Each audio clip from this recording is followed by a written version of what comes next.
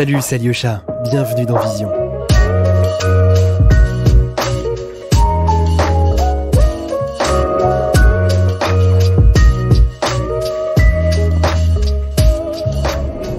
Très content de vous annoncer que ce podcast a été réalisé en partenariat avec Adobe. Photographie, design, illustration, vidéo, 3D, réalité augmentée, Adobe Creative Cloud, c'est tous les outils dont vous avez besoin pour exprimer votre créativité. Vous avez un lien dans la description pour faire un essai gratuit pendant 7 jours. Merci à Adobe et c'est parti pour le podcast. Bonne écoute.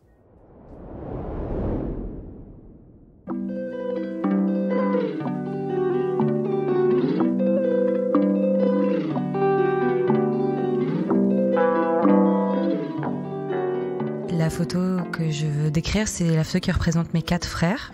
Mais il y a mes 2 petits frères qui sont uruguayo-colombiens et mes 2 autres frères qui sont franco-colombiens comme moi. On est très famille et c'est très important pour nous. Et du coup, mes 2 petits frères, ils habitent en Colombie. Et tous les ans, on va les rejoindre à Cali, du coup.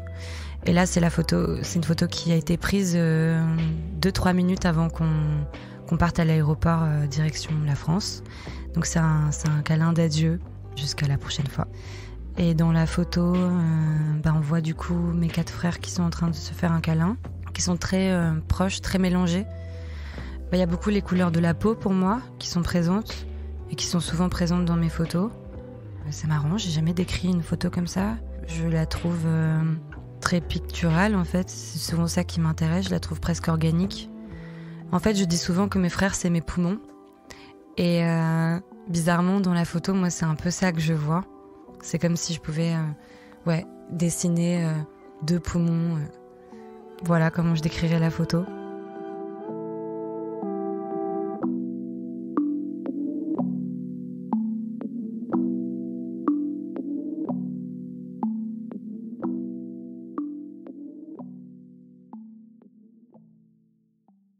Alors, je suis Bettina Pitaluga, je suis franco-uruguayenne, je viens du sud de la France, dans un petit village qui s'appelle Cuges-les-Pins, pas très loin de Marseille. J'ai beaucoup déménagé dans mon enfance et mon adolescence. Avec mes petits frères, on s'est retrouvés à Paris à l'âge de... Moi, j'avais 16 ans quand on est arrivé à Paris et j'ai dû commencer à travailler tout de suite. Donc, j'ai très vite commencé à travailler dans tous les petits boulots qu'on peut faire avant d'avoir 18 ans. Ménage, distribution de journaux, restauration, etc. jusqu'à ce que je devienne vraiment chef de rang dans un restaurant en parallèle de mes études. Donc quand j'ai eu le bac, je faisais déjà de la photographie, mais pour moi. C'est-à-dire que c'était ma manière de m'exprimer, mais j'avais jamais compris que ça pouvait être un métier, où ça me semblait bien trop complexe, ou en tout cas il fallait forcément pour moi, je sais pas, avoir des contacts, ou ça me semblait pas, je sais pas, quelque chose que je considérais comme un métier. C'est assez étrange, ou en tout cas pas pour moi. Et du coup, très vite, j'ai des amis ou quoi dans mon entourage qui m'avaient dit mais pourquoi tu fais pas de la photographie comme étude après le bac? Et donc je commence à regarder, je venais fraîchement d'arriver à Paris, en soi ça faisait pas si longtemps. Je pense que c'était pas encore l'époque des réseaux sociaux, donc j'avais encore on sentait le sud sur moi. Et donc, j'avais assisté une photographe suédoise qui faisait partie de cette école qui s'appelle Speos. J'avais trop aimé, parce que j'ai dû aller dans l'école, je sais plus, pour chercher du matériel, je crois. Et j'avais aimé l'ambiance, parce que c'était des gens qui avaient des âges très différents. Il y avait que des gens qui venaient de plein de pays différents. Ça parlait toutes les langues. Et ça semblait très ouvert. Et du coup, je rencontre le directeur qui me dit que c'est très cher. Donc je dis OK, à dans 2 ans. Et j'arrête mes études. À l'époque, je crois que je m'étais inscrite en fac de l'art et archéologie, histoire de l'art et archéologie pour justement pour emmagasiner un petit peu de la culture générale en art pour passer des concours pour entrer dans une école de photographie. Et donc du coup, c'est cette école-là qui m'intéresse. Et donc je me dis, j'arrête mes études et je travaille non-stop dans la restauration pendant 2 ans pour la payer, ce que j'ai fait. Donc ensuite, j'intègre cette école qui dure 1 an. Et suite à ça, je me suis rendu compte que j'avais envie de commencer, en tout cas, à vraiment construire mon univers photographique en allant en Uruguay à la recherche de mes racines. Parce que mon père avait toujours été très discret et silencieux par rapport à notre histoire. Du coup, je suis restée 6 mois là-bas et je me suis rendu compte que je passais beaucoup plus de temps à parler avec les gens qu'à les prendre en photo. Donc quand je suis rentrée, je me suis dit, ok, j'ai envie d'écrire. Et je me sentais pas forcément légitime parce que j'avais pas forcément fait d'études supérieures, etc. Donc j'ai repris les cours et je suis rentrée à Paris 4, à la Sorbonne, en sociologie. Et j'ai été ébahie par cette science. C'est-à-dire que c'était tous les questionnements que j'avais sans savoir que c'était une science. Donc je suis arrivée, je crois, dans un cours et j'étais là, mais c'est une science. J'étais juste, ouais, très... comme un peu le sentiment que tu peux avoir le jour de Noël avec les cadeaux, tu vois. Et donc j'ai fait ça pendant 3 ans. Et là, je me dis forcément, tu vois, j'étais déjà un peu plus âgée d'ailleurs que les élèves dans ma classe parce que j'ai repris mes études. Et puis même, j'ai dû à chaque fois travailler. Je travaille depuis que j'ai 16 ans. Donc, Et tout ça pour dire que du coup, il y a des étudiants d'une autre école qui s'appelle le CELSA. Et c'est un âge où je crois que devais avoir... j'ai repris mes études à 21 ans, donc je devais avoir 23, 24 ans, quelque chose comme ça.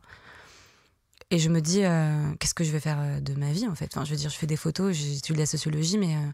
je dois travailler en parallèle H24, comment je vais faire en fait il me faut une sécurité. Et donc les élèves viennent parler du CELSA, une école que je connaissais pas du tout et qui m'avait l'air hyper intéressante, mais très difficile d'entrer aussi. Et je me suis dit, ok, je vais essayer de la tenter. Donc je m'entoure de gens de l'école et tout pour passer les concours. Je passe le concours et je suis intégrée au CELSA, donc je fais mon master là-bas. Et là, j'ai toute la sécurité que je veux, du coup, je commence à travailler dans la production, en même temps que travailler à côté, toujours. Hein. Donc restauration, j'ai bossé pendant 10 ans de restauration. Après, j'ai été physio aussi, d'un club qui s'appelait La Mano, pendant 1 an et demi, donc en parallèle de mes stages et tout. Et c'est, je pense, un peu aussi grâce aux réseaux sociaux et certainement aussi Instagram, que j'ai commencé tout simplement à poster mes photos en parallèle de tout ce que je faisais. Et au fur et à mesure, des personnes ont commencé à être déjà touchées par mes photos et ont commencé à me demander de faire des photos. Et ont commencé au fur et à mesure, j'ai commencé à avoir des commandes en fait. Et je me suis dit, waouh, en fait, ça peut vraiment, des années plus tard du coup, parce que ça faisait sincèrement, je crois, 10 ans après mon école Aspéos, que du coup, ça m'a jamais quitté de faire des photos, mais je le voyais pas forcément comme un métier, comme je l'ai dit. Et c'est là que j'ai compris que ça pouvait l'être. Et pour me sentir vraiment légitime, il fallait que j'arrête tout, parce que je suis comme ça. Donc je me suis dit, ok, j'arrête tout ce que je fais et je prends le risque de voir, j'investis en fait dans mon travail et je vois si c'est possible. Et donc voilà, ça fait 3 ans à peu près maintenant que vraiment c'est mon travail et c'est mon unique travail.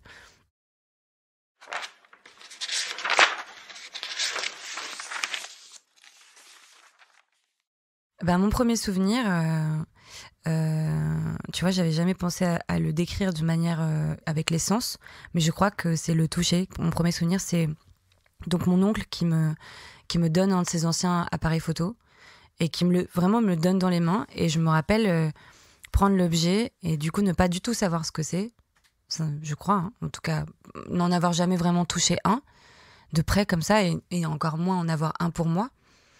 Et du coup, tout de suite, j'ai voulu savoir comment ça fonctionne surtout. C'était pas tant faire des images, c'était waouh, c'est quoi ce truc? C'était un appareil photo argentique. Et du coup, j'habitais à l'époque donc à Bayonne. J'avais 14 ans. Et du coup, je veux savoir comment ça fonctionne. Et je demande très vite à la mairie de ma ville s'ils ont un endroit où on peut développer les photos. Je me rappelle imprimer des cours sur un ordinateur. Donc c'était le début Non, ça faisait quand même quelques années Internet. Il faut arrêter. J'ai 31 ans, on se calme. Mais quand même. Donc en gros, j'imprime des trucs et j'apprends un peu toute seule à développer. Je trouve, je sais pas comment, une fille qui vient aussi dans ce laboratoire, enfin dans cette chambre noire du coup, et qui vient aussi m'expliquer. Donc je développe vraiment de la pellicule à mon négatif et je rentre chez moi avec mes papiers qui sèchent dans mes mains à la maison quoi. Et ce que je photographie tout de suite, je me rappelle très bien, c'était ma meilleure amie, beaucoup, mes frères et sœurs, ma famille, enfin c'était des gens. C'était déjà ça, ma volonté, enfin je sais pas comment expliquer, mais ce que j'avais envie d'exprimer, ou en tout cas ce que je ressentais, ce qui me donnait envie de photographier, c'était les êtres humains, c'est vrai, les émotions, souvent, et beaucoup, beaucoup, beaucoup mes amis. Voilà, mon premier souvenir.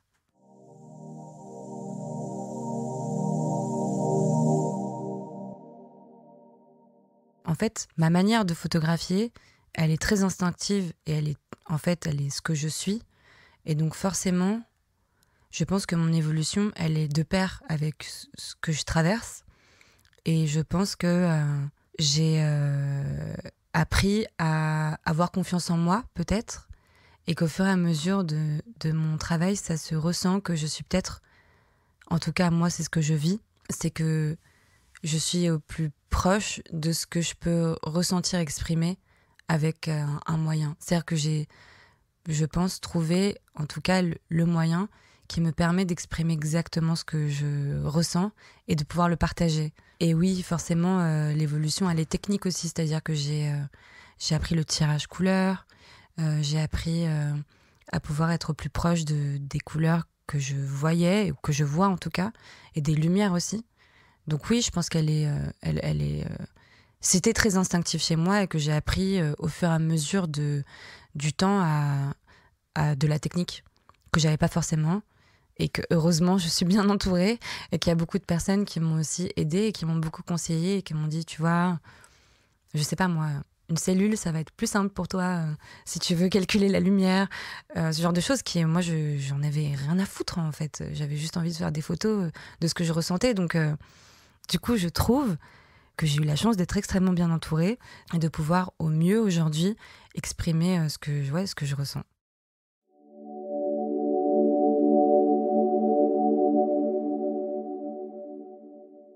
J'ai un autre photographe qui s'appelle Vincent de Sailly, qui a été d'une aide incroyable avec moi depuis le début.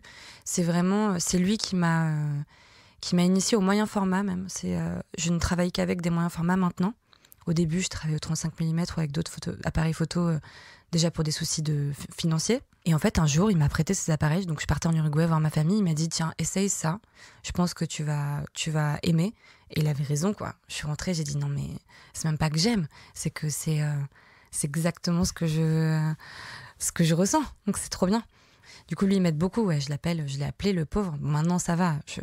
J'ai plus besoin de l'appeler comme ça. Mais c'est toujours quelqu'un qui est d'extrêmement bon conseil avec moi et qui est d'une générosité incroyable, quoi. Vraiment. Hein. Et en plus, la chose qu'il me dit en parallèle, c'est bah non, normal, on a fait ça pour moi, aussi dans mon parcours, donc je trouve ça normal de le faire pour toi. Et c'est quelque chose que je conserve aussi, c'est comme un bâton de relais, c'est-à-dire que je fais ça aussi du coup avec d'autres personnes quand je peux, je fais exactement la même chose, parce que c'est vrai qu'il faut s'entraider quand même. Donc maintenant que je peux aussi partager ma technique ou d'autres choses, je le fais avec plaisir. Donc ouais, Vincent de Sailly, vraiment, c'est quelqu'un qui est, ouais, c'est comme mon mentor, quelque part.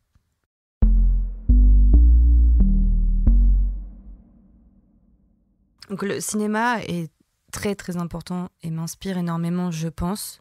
C'est clair que je suis très inspirée par les scènes cinématographiques en général, mais je voudrais parler des gens qui m'entourent parce que c'est vraiment ça qui m'inspire au quotidien. Parce que voilà, je suis très influencée partout et dans tout le temps, chaque seconde, en vrai. Mais comme je l'ai déjà dit, j'ai une chance incroyable d'être très bien entourée et d'avoir des amis ou du moins des personnes de mon entourage qui font des choses incroyables. Donc voilà. Donc il y a des personnes que j'ai déjà photographiées d'ailleurs, dont Neila Shermak, qui est la fille d'une très très bonne amie à moi qui s'appelle Sonia, qui apparaît très souvent dans mes images et qui est peintre et dessinatrice. Elle m'inspire énormément parce que son travail il est authentique, parce que c'est très concentré sur la famille aussi et que ça me touche en fait. C'est inexplicable. Il y a Lily aussi, Lisa Signorini, qui est dessinatrice aussi. C'est très profond ce qu'elle fait. La littérature aussi, très important dans ma vie, et la sociologie. Grande source d'inspiration, bien évidemment. Il y a Mathieu Rigouste, un chercheur que j'aime beaucoup, qui a fait un travail approfondi sociopolitique incroyable et qui est quelqu'un que moi je trouve de formidable parce qu'il propose de se déplacer pour partager son savoir à tout le monde. C'est quelqu'un qui croit vraiment à l'horizontalité des savoirs et qui fait en sorte de partager tout son savoir pour mieux comprendre l'histoire afin de mieux s'organiser demain. Et aussi la cuisine, très important pour moi, que je considère comme vraiment de l'art et de la création. Et j'ai un ami qui s'appelle Diadier, Dombiana, qui fait de la cuisine incroyablement bien, à la Shop des Artistes, je sais pas si tu connais, mais en tout cas, il cuisine très souvent là-bas. C'est un endroit que j'aime beaucoup, où je me sens chez moi, dans le 10e arrondissement. Et pour terminer, la musique, bien évidemment, c'est essentiel à ma construction, même personnelle, en tant qu'être humain. Et s'il y a bien un endroit où je partage exactement les mêmes influences musicales, je sais pas si tu connais non plus, mais c'est chez Francis, c'est dans le 2e arrondissement. Ça fait pas longtemps que c'est ouvert. C'est tenu par un ami à moi qui s'appelle Francis aussi, du coup. Si vous aimez bien le soul jazz ou même l'afrobeat, c'est là-bas qu'il faut aller. Enfin voilà, en tout cas, c'est un mini soupçon de gens qui m'influencent au quotidien. Mais il y en a plein d'autres, mais en tout cas, ouais, c'est ça mes influences. Vous écoutez Vision, podcast de la photographie contemporaine. J'ai tiré pendant 1 an moi-même. Je louais un labo, du coup. Et là, maintenant, je collabore avec Diamantino, dont j'ai un respect incroyable pour cette personne. Vraiment, c'est quelqu'un de passionné, en fait, en qui j'ai une entière confiance et un immense respect. Donc, je collabore avec lui tout le temps. Et aussi, donc, je fais développer mes négatifs dans un super laboratoire aussi qui s'appelle Pro Image Service, dans le Marais, qui sont aussi géniaux. Et je me sens aussi chez moi, c'est fou quand même, comment je suis, encore une fois, même bien entourée aussi dans mon milieu photographique. Donc en gros, je développe mes négatifs, je demande aussi les planches contact, que je tirais avant du coup.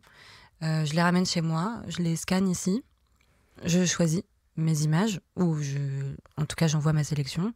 Quand elle est sélectionnée, je vais chez Diamantino avec mes négatifs, et là on discute. Et comme je fais aussi du tirage, ben, je sais exactement ce que je veux. Donc c'est une discussion.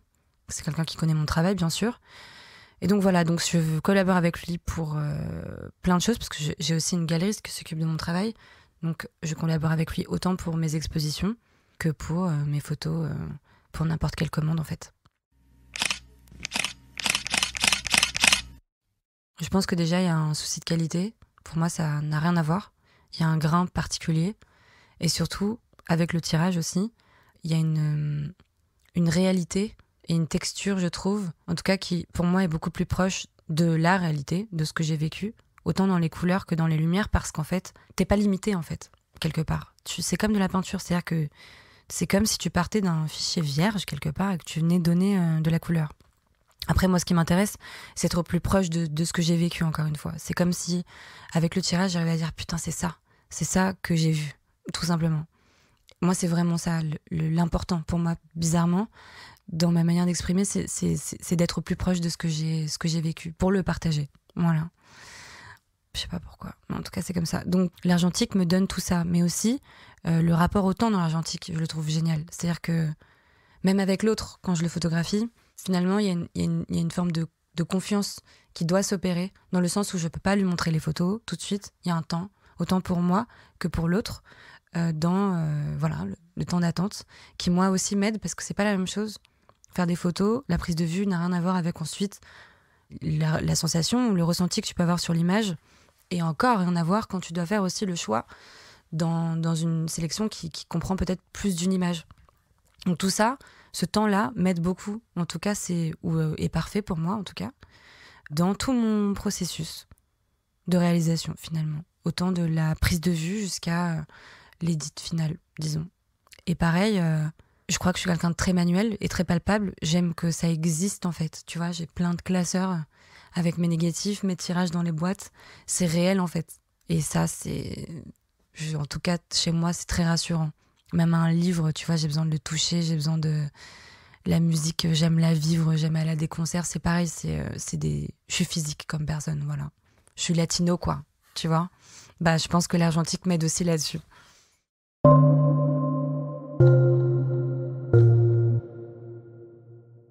Tout simplement, pour moi, il n'y a rien de plus normal que de lutter contre toutes les inégalités sociales qui perdurent dans nos sociétés, de lutter contre le fait que la société demeure structurellement raciste, structurellement sexiste, de combattre tout ce qui reste des idéologies et pratiques coloniales dans notre culture, en somme, de combattre toute forme de domination et de stigmatisation, que ce soit l'homophobie, la transphobie, la grossophobie.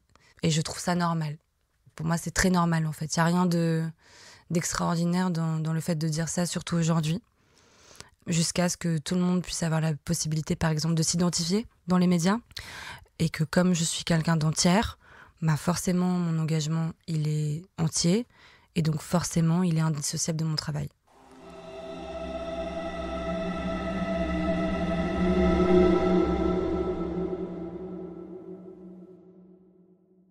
Je pense que c'est très émotionnel chez moi, les photos, et que je suis attirée par l'authenticité et la sincérité, et qu'en fait j'en ai besoin pour connecter avec l'autre. Et que peut-être c'est très fort ce que je ressens. Je ressens beaucoup la beauté de manière très très forte. Peut-être que c'est pas des choses que j'arrivais à communiquer, mais que je ressentais très fort. Et où du coup la photographie était le moyen pour moi de pouvoir partager ce que je ressens. Donc c'est un mélange entre l'authenticité dont j'ai besoin pour connecter avec l'autre et de vouloir partager avec cette personne ou avec d'autres ce que je ressens pour la personne à ce moment-là.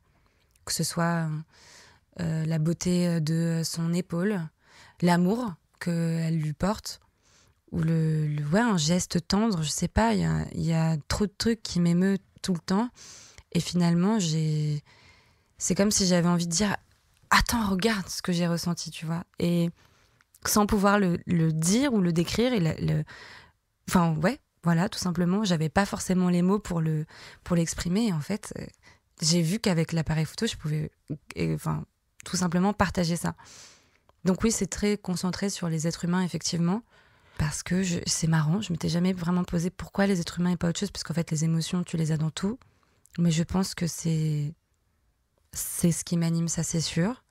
Peut-être que j'ai une très grande foi en l'humanité et que du coup, je suis très intéressée à l'idée de pouvoir essayer de retranscrire un maximum une sincérité qui existe quelque part.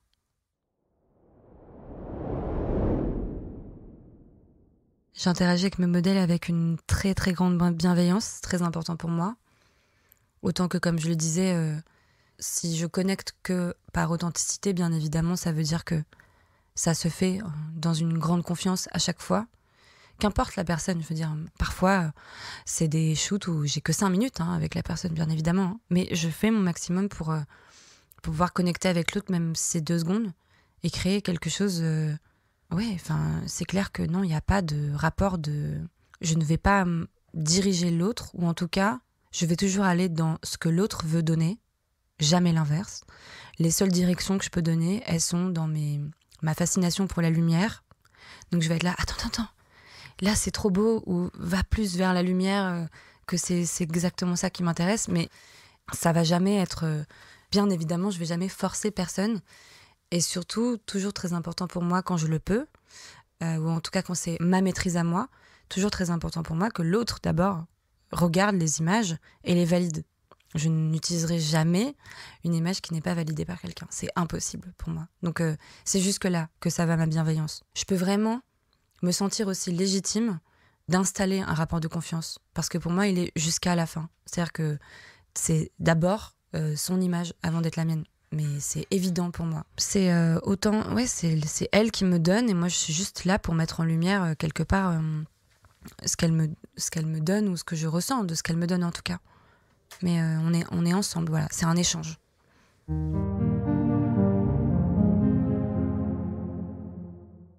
Je pense vraiment être à la recherche de la sincérité tout le temps.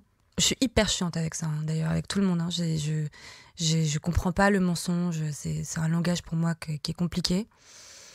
Donc forcément, dans le monde dans lequel on vit, oui, je me sens souvent trahie. Mais bon, en tout cas, c'est vrai que je recherche toujours la vérité, en tout cas, la vérité du moment, voilà, quelle qu'elle soit, que l'autre veut me donner, disons. Donc forcément, pour moi, en tout cas, ce qui est le plus évident quand on est à la recherche d'une sincérité, c'est de regarder l'autre dans les yeux. Pour moi, c'est très normal. Après, en général, je crois que c'est souvent ce qu'on me dit de toute façon, que je photographie ou non. On me dit, c'est waouh, tu regardes vraiment dans les yeux, quoi. Tu vois, c'est... Je sais pas si tu le ressens, mais en tout cas, donc c'est vrai que je suis comme ça. C'est-à-dire que même moi, quand je parle à quelqu'un, pour vraiment connecter avec la personne, je vais la regarder dans les yeux. Vraiment. Donc, j'imagine que du coup, c'est très certainement pour ça que dans mes images reviennent beaucoup effectivement le regard frontal. Mais aussi parce qu'encore une fois, c'est tellement important pour moi de mettre en lumière l'autre que j'ai aussi envie qu'il me regarde quelque part, parce que c'est là que je vais, pour moi, être plus proche de ce qu'il veut me donner. Même si, bien évidemment, je vais aussi vouloir le photographier dans son abandon, si on est dans une confiance et qu'il le sait. Bien évidemment, il sait que je suis là. Hein. Mais ça aussi, c'est beau. Mais c'est vrai que, voilà, il y a une forme d'honnêteté, de sincérité que d'un coup, je capte avec l'autre et qui est souvent, effectivement, frontale.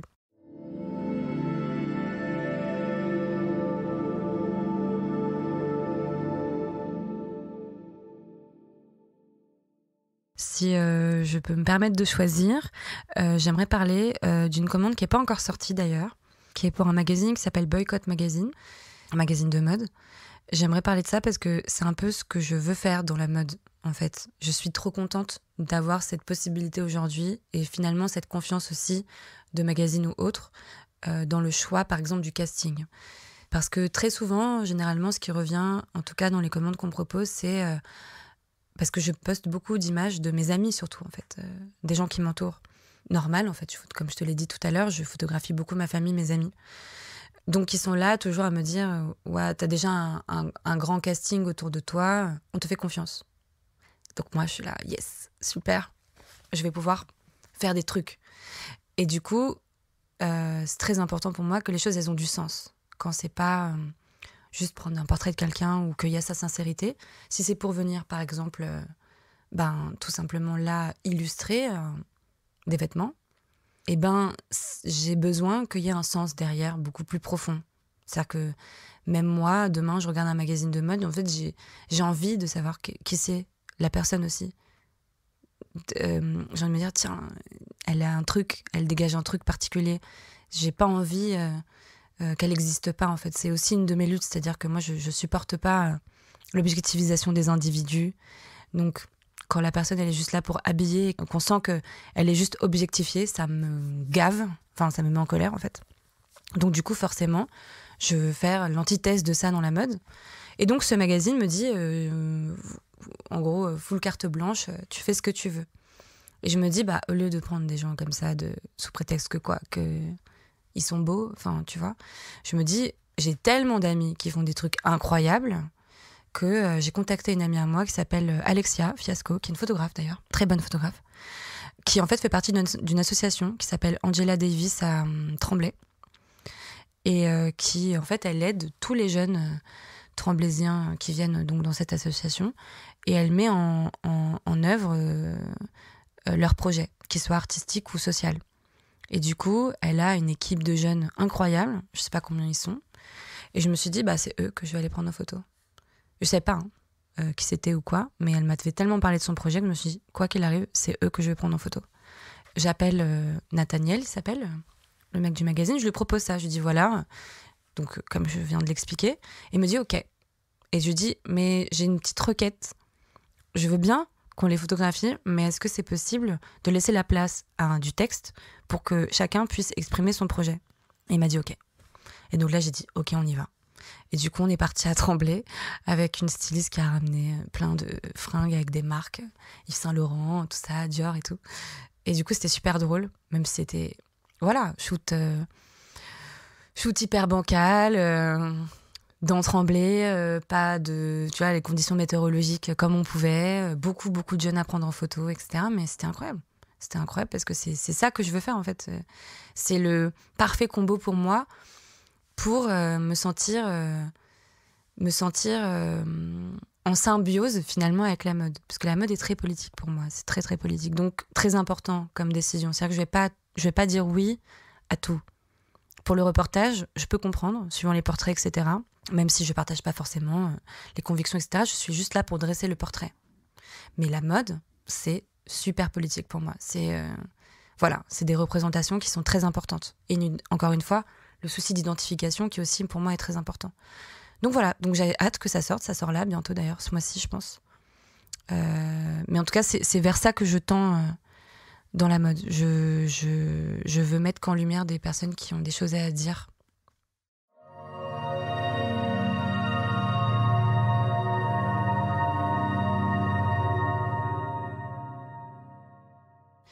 Je ne me permettrai pas de dire si nous devons avoir tous des convictions ou une position politique quand on déclenche. Mais ce qui est certain pour moi, c'est que quand on a des convictions, c'est à chaque respiration de ta vie qu'elles sont là. C'est dans n'importe quel endroit où tu te trouves, dans la rue, le métro, l'ascenseur, au sein de ta famille. Et pour ma part, du matin jusqu'au soir et du soir jusqu'au matin. Donc oui, quand je déclenche aussi, elles sont là, mes convictions. En fait, mes convictions, c'est mes valeurs. Et inversement. C'est pas un vêtement que je porte, tu vois, c'est ma peau. Donc ouais, c'est là.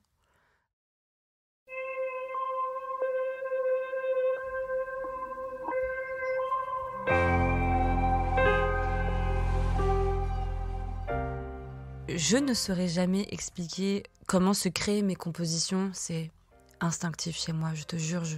Je suis là, j'ai l'air bizarre quand je fais des photos parce que y a ma main qui fait des trucs là. Je sais pas ce que je fais. Il y a un truc que je peux pas expliquer, que je ressens autant dans la sensation, les émotions, que dans ce qui se passe. Et je peux pas le décrire sur le moment, mais en tout cas, la composition, elle est pas réfléchie, elle est instinctive chez moi. C'est limite après que je me rends compte, tu vois, dans la sélection, que là je me dis, ah, effectivement, oui, la composition, elle est là. Mais c'est drôle comment, ouais, c'est très instinctif chez moi. Et donc là, ouais, on était en vacances, donc en Suède, chez donc son amie qui s'appelle Peter. Donc c'est Sonia qui est dans l'image, une de mes amies les plus chères, que je photographie du coup beaucoup parce que je l'aime beaucoup. Et ils étaient en train de discuter, donc c'était sur un ponton. Et c'est des personnes qui aiment bien être tout nues tout le temps, qui sont très libres de leur corps et c'est quelque chose que j'admire beaucoup. J'ai passé beaucoup de temps à être moi-même très complexée et donc du coup ça me fait un bien fou d'être avec des gens qui sont très libres de leur corps. Et donc voilà, c'est un moment de liberté très important, un moment d'intimité très grand. Je pense que c'est aussi, si j'ai une force, c'est peut-être cela, c'est que je partage vraiment une intimité avec ces personnes-là, donc du coup je suis présente, mais l'appareil, il n'est pas présent. Parce que c'est, encore une fois, j'imagine des gens qui du coup me font confiance forcément. Et où du coup, j'ai l'impression d'avoir cette chance à chaque fois, que je trouve formidable, que l'appareil il disparaisse en fait. Parce qu'on me fait confiance. Du coup, je peux vraiment être dans le moment et en même temps le photographier. Tu vois, je pourrais même pas te dire pourquoi j'ai eu envie de photographier ce moment-là, mais j'ai ressenti un truc très fort. Et effectivement... les ombres, tout, il y a quelque chose qui m'a plu et j'ai du coup eu envie de le photographier. Mais oui, effectivement, elle ne me regarde pas, mais je suis là.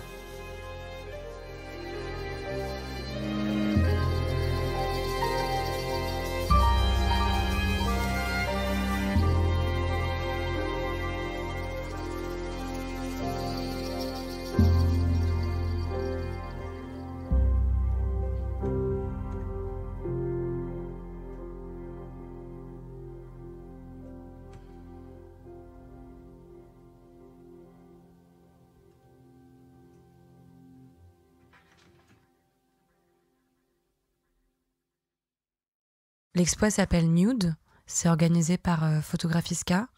Elle va bouger l'exposition pendant une année. Elle commence à Stockholm, ensuite elle va en Estonie et ensuite à New York. En fait, quand on m'a proposé cette exposition, déjà c'est drôle, j'avais pas forcément autant remarqué que mes photos, il y avait autant de nudité. Parce que c'est pas de la nudité que je vois, c'est le rapport à la peau. Pour moi, la peau, elle est très importante en fait. Déjà, parce que pour moi, je trouve que la peau, elle ment pas. Et surtout aussi pour la lumière. C'est-à-dire que, encore une fois, je suis vraiment fascinée par la lumière. C'est un délire. S'il n'y a pas une seule journée où je ne suis pas en train de dire « Waouh, regarde !» Bref, avec mes mains et tout. Donc forcément, la peau plus la lumière, pour moi, c'est le Graal, comme on dit. J'oblige forcément jamais les gens à se mettre tout nus. Hein. Ils font comme ils veulent. Et d'ailleurs, il y a des gens, ils ne pensaient pas du tout qu'ils allaient se déshabiller. Hein. Enfin, tu vois, c'est pour te dire à quel point... on est dans notre truc, quoi, tu vois. Et donc, quand on m'a proposé de faire cette exposition sur la nudité, bien sûr, j'ai accepté. La personne qui s'occupe de l'exposition est extraordinaire. Et quand il m'a raconté ce qu'il voulait faire, etc., j'ai dit un grand oui, bien évidemment. Quelqu'un aussi de très passionné. Et bien là, je suis allée regarder effectivement le travail des autres personnes, des autres photographes. Et non, ça n'a rien à voir. Et c'est là que c'est fou, c'est que chacun a sa vision de la nudité, ou en tout cas ses combats aussi. Et c'est là que j'ai pu peut-être même mieux décrire ce qu'est mon travail. Parce qu'encore une fois, comme je te disais, c'est très compliqué d'expliquer quelque chose qui est instinctif, de mettre des mots dessus, même si en vrai tu peux, c'est juste que ça demande un vrai travail de distance et tout. Bah, ça m'a aidé en fait à mieux savoir peut-être ce qu'était moi, mon rapport à la nudité. Effectivement, c'est la relation de, encore une fois, de la peau. C'est-à-dire que même par rapport à soi ou par rapport aux autres, c'est-à-dire que pour moi, comme tu le disais tout à l'heure, avoir une distance nécessaire sur mon travail en oubliant que c'est moi qui fais les photos et juste en étant dans l'explication, effectivement, je vois pas le nu. C'est pas ça. D'ailleurs, je suis assez pudique comme personne et c'est pas tant les parties intimes ou quoi qui vont m'intéresser quelque part. Non, non, non. Et d'ailleurs, j'aime bien regarder les gens dans les yeux avec du respect, j'en sais rien. Moi. Bref, je suis pas voyeuriste quoi quelque part. Mais du coup, c'est la peau en fait. C'est juste ça. C'est le contact de deux personnes entre elles. Forcément, comme elles sont nues, t'es dans la plus intimité quelque part qui moi me touche et me plaît. Voilà. Mais c'est vrai que non, chacun a sa vision de la nudité et que dans les photographes qui sont représentés, elles ont chacun leur truc. Vraiment, propre à elles d'ailleurs. Il n'y en a aucune qui se croisent quelque part, ou en tout cas qui vont exactement dans la même direction. Vous écoutez Vision. Suivez-nous sur Instagram pour plus de news et de photos. Tu vois, tout à l'heure, tu m'as posé la question de l'évolution dans mon travail. Effectivement, je pense qu'avec le souci de la technique, le tirage, etc., tout ce que ça m'a apporté en termes de qualité de couleur et de lumière, effectivement, mon œil, j'imagine qu'il s'est aussi aiguisé dans les couleurs. La lumière, c'est une fascination, disons, qui est là depuis que je sais pas, tu vois, depuis que je suis toute petite. La peinture aussi, le dessin, tout ça faisait partie de moi. Mais encore une fois, mon travail, il est à la base émotionnel, c'est clair et net. Mais c'est vrai qu'avec la technique que j'acquiers chaque jour, j'ai envie de dire, hein, quelque part, tu vois, c'est vrai que les couleurs, elles ont pris un... Ouais, comme j'imagine quand tu deviens peintre et que d'un coup, tu peux voir tout le potentiel que tu as avec les couleurs, en tout cas les différenciations de couleurs, etc. Mais peut-être que ça s'est aiguisé effectivement dans mon travail, c'est-à-dire que au fur et à mesure, je sais que ce rouge-là, je vais pouvoir l'obtenir comme je le vois. Il y a ce truc de waouh, avec du coup l'aide de Diamantino aujourd'hui, ou même moi, si je veux tirer demain, je sais que je vais pouvoir exactement avoir, au-delà de ce que je ressens, qui va du coup être révélé, je vais avoir aussi l'exactitude des couleurs et des lumières. Donc oui, clairement, le tirage, en tout cas, j'insiste hein, pour des gens qui douteraient de la qualité du tirage, pour moi, elle est juste... elle est sans faille. Ça m'a donné envie, ou en tout cas, je vois les choses peut-être en couleur maintenant, en fait, tout simplement. Parce que la lumière, finalement, tu peux la vivre autant en noir et blanc qu'en couleur. C'est un contraste, c'est de l'ombre et de la lumière, tu vois. Donc, ouais, le tirage m'a donné peut-être cette passion qui était là, mais qui savait peut-être pas forcément comment s'exprimer, cette passion pour la couleur, ouais. T'as certains photographes qui, effectivement, ont leur couleur. Tu sens qu'il y a une patte, et peut-être que moi je me trompe et que c'est mon cas aussi, j'en sais rien, mais tu sens une couleur prédominante, que ce soit froid, que ce soit chaud, ça dépend. Moi je sais que quoi qu'il arrive quand même, j'ai un souci de la réalité qui est là, c'est-à-dire que s'il faisait froid ou si c'est froid, je vais rester dans le froid quand même, tu vois. Je vais essayer en tout cas de conserver une réalité. Et si par exemple ma pellicule est périmée, je vais rester dans la réalité que ma pellicule est périmée aussi, tu vois. Mais en tout cas, ouais, c'est plutôt ça, moi, qui va m'attirer. J'ai pas un filtre de couleur prédominant. Non, je vais vraiment prendre le fichier comme je l'ai vécu et me dire, OK, pour ces images-là, je veux les travailler comme ça, parce que c'était à 6h du matin, parce qu'on était dans ces conditions-là. Voilà, c'est plutôt ça qui va m'intéresser.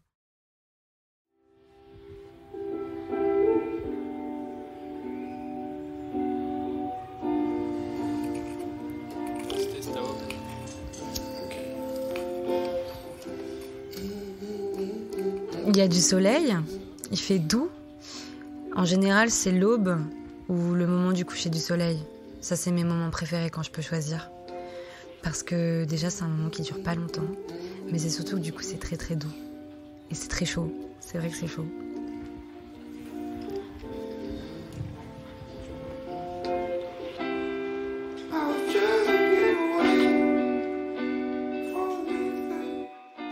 En fait, c'est trop bizarre. Moi, mon rapport à la musique, il est intense. C'est-à-dire que j'ai quand même un jukebox dans la tête. C'est-à-dire que je me réveille le matin, j'ai une musique en fait. Mais vraiment, elle est en entier. J'ai même pas besoin d'allumer mes enceintes pour que j'ai déjà de la musique. Donc c'est très très très important dans ma vie. Je pense que la musique, elle m'a clairement sauvée dans ma vie, au même titre que l'école et la littérature d'ailleurs. En fait, c'est difficile pour moi de me dire tiens, est-ce que cette musique s'accompagnerait bien avec mes photos ?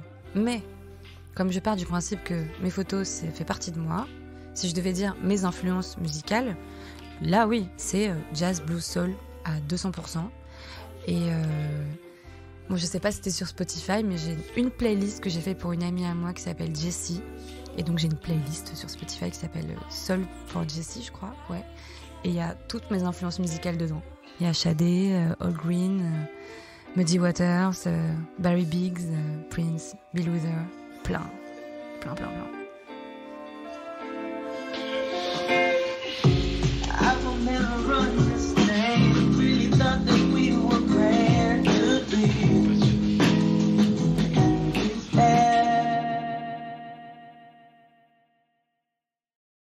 C'est ma première collaboration avec une agence de ma vie.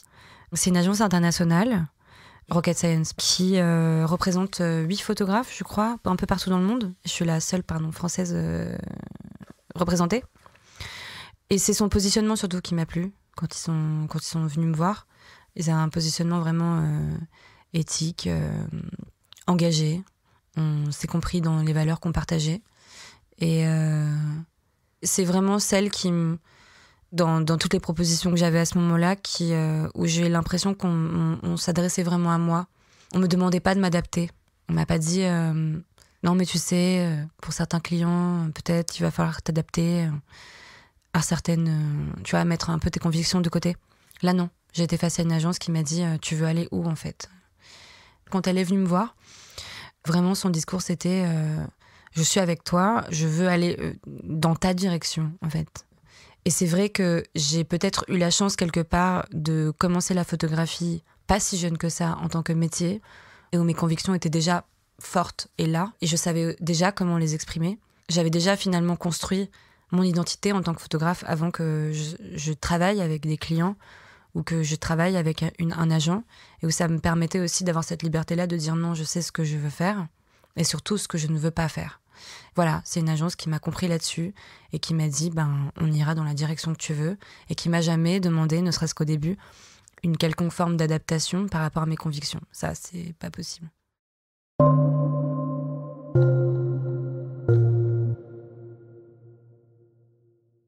Le futur de la photographie ou de ma photographie, de plus en plus engagé, je l'espère. Je sais pas si j'ai un rêve photographique, mais il y a beaucoup de choses qui me rendent heureuse. C'est ça les rêves, peut-être, tu vois, c'est peut-être ça mon rêve.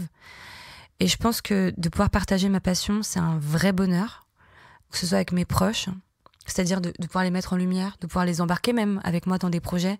C'est un bonheur intense, qui soit même payé avec le travail que je fais, mais je peux pas t'exprimer le bonheur que c'est pour moi. Je ne sais pas pourquoi, c'est quelque chose de très nouveau chez moi, parce que j'avais pas l'occasion avant, mais de pouvoir embarquer à ce point-là les gens avec moi, c'est un bonheur extrême.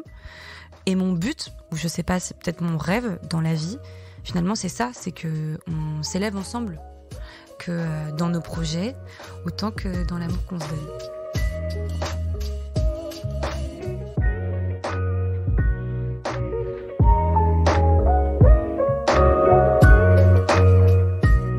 Merci d'avoir écouté Vision. Si le podcast vous a plu, abonnez-vous et partagez-le autour de vous. Laissez-nous une note et votre avis. Ça nous aide beaucoup. À bientôt.